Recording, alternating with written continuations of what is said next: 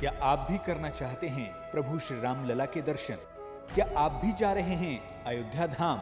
अयोध्या धाम जाने से पहले जरूर देखें ये वीडियो। 22 जनवरी को प्रभु श्री राम लला बालक रूप में अपने महल में विराजमान हो चुके हैं। उसी के बाद से श्रद्धालु प्रभु श्री राम लला के दर्शन करने को ललायत हैं और अयोध्या पुरी जा रहे हैं प्रभु राम के सुंदर और मनमोहक दर्शन करने के लिए। लेकिन अयोध्या जाने से पहले कुछ ऐसी बातें हैं जो आपके लिए जानना बहुत जरूरी हैं। अगर ये सारी बातें आप जानते हैं तो न सिर्फ आपके लिए प्रभु श्री राम के दर्शन सुलभ होंगे, बल्कि अयोध्यापुरी पहुंचने और वहां घूमने में भी ये बातें आपके लिए मददगार साबित होंगी। तो चलिए आपको बताते हैं कि अयोध्या जाने से पहले ऐसी कौन सी बातें हैं जो आपको पता होनी चाहिए। सबसे पहले बात आती है कि अयोध्या में प्रभु राम लला के दर्शन आप कब कर सकते हैं। वो कौन सा समय है जब प्रभु के दर्शन हो सकते हैं। आपको पता होना चाहिए कि मंदिर कब खुलता है, कब बंद होता है। ऐसे में आपको बता दें कि सुबह 6:30 बजे से लेकर दोपहर 12 बजे तक मंदिर खुला रहता है। इसके बाद दोपहर 2:30 बजे से रात 10 बजे तक आप रामलला के दर्शन कर सकते हैं। हालांकि इस समय में परिवर्तन भी हो सकता है। अब आप पूछ सकते हैं कि मंदिर में दर्शन कैसे होंगे, तो आपको बता दें कि राम मंदिर परिसर के मुख्य प्रवेश द्वार से मंदिर की दूरी करीब 200 मीटर है। यहाँ पैदल चलकर ही आपको मंदिर में प्रवेश मिलेगा। लेकिन अगर आप बुजुर्ग हैं या फिर शारीरिक रूप से चलने में असमर्थ हैं, तो प्रशासन ने आपके लिए व्हील चेयर की व्यवस्था भी कर रखी है, ताकि आपको दर्शन करने में किसी भी तरह की कोई परेशानी ना हो। जैसे ही आप मंदिर में सिंहद्वार के जरिए प्रवेश करते हैं तो आपको 32 सीढ़ी चढ़कर राम मंदिर में प्रवेश मिलेगा। इसके बाद आप 5 मंडप पार करके 30 फीट दूरी से रामलला के दर्शन कर पाएंगे। और अगर आप रामलला की आरती में शामिल होना चाहते हैं तो मंगला आरती सुबह 4:30 बजे, श्रृंगार आरती सुबह 6:30 बजे से 7 बजे, भोग आरती सुबह 11:30 बजे, मध्याह्न आरती दोपहर 2:30 बजे, संध्या आरती शाम 6:30 बजे और शयन आरती रात 8:30 बजे से 9 बजे के बीच होगी। इनमें से सिर्फ श्रृंगार, भोग और संध्या आरती में ही राम भक्त शामिल हो सकते हैं। वहीं दिन में दोपहर 12 बजे से 2:30 बजे तक भगवान के विश्राम का समय है। इस दौरान गर्भगृह के पट बंद रहेंगे। अगर आप आरती में शामिल होना चाहते हैं तो आपको पास बनवाना होगा, जो फिलहाल ऑफलाइन ही बनेगा, जिसे ट्रस्ट की ओर से श्री राम जन्मभूमि कैंप ऑफिस से बनाया जाएगा। इसके लिए आपको आईडी प्रूफ देना जरूरी है। हालांकि कुछ ही समय में पास की ऑनलाइन सुविधा भी मिल जाएगी। आपको बता दें कि फिलहाल मंदिर में वीआईपी दर्शन की कोई व्यवस्था नहीं है। अब आप राम मंदिर जा रहे हैं तो आपके मन में वहां से मिलने वाले प्रसाद को लेकर भी उत्सुकता होगी। तो आपको बता दें कि राम मंदिर में भक्तों को इलायची दाने का प्रसाद दिया जाएगा।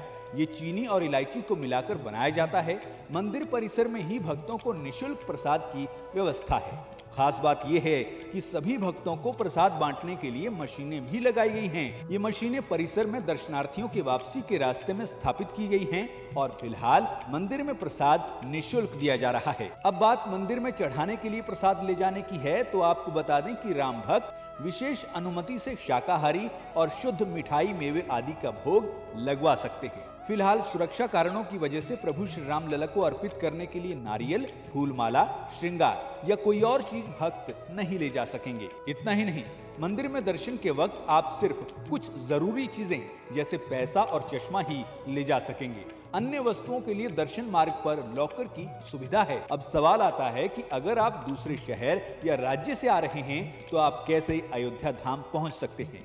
हवाई मार्ग की बात करें तो देश के सभी बड़े शहरों दिल्ली, मुंबई, बेंगलुरु, अहमदाबाद, दरभंगा, जयपुर, पटना, पुणे और ग्वालियर से फ्लाइट के जरिए अयोध्या पहुंच सकते हैं।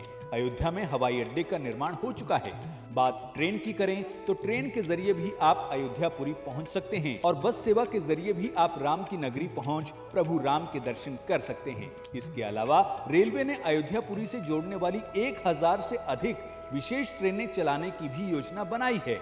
इसके अलावा आप अपने वाहनों के जरिए भी अयोध्या धाम पहुंच सकते हैं। अयोध्यापुरी पहुंचने पर यहां आपको ठहरने के लिए 500 रुपए से लेकर 20,000 रुपए तक के किराए के साथ होटल और धर्मशालाएं मिल जाएंगी, जो मंदिर के 1.5 किलोमीटर से लेकर 3 किलोमीटर के दायरे में स्थापित हैं। खास बात यह भी है कि पूरी अयोध्या में आपको सिर्फ शाकाहारी भोजन ही मिलेगा।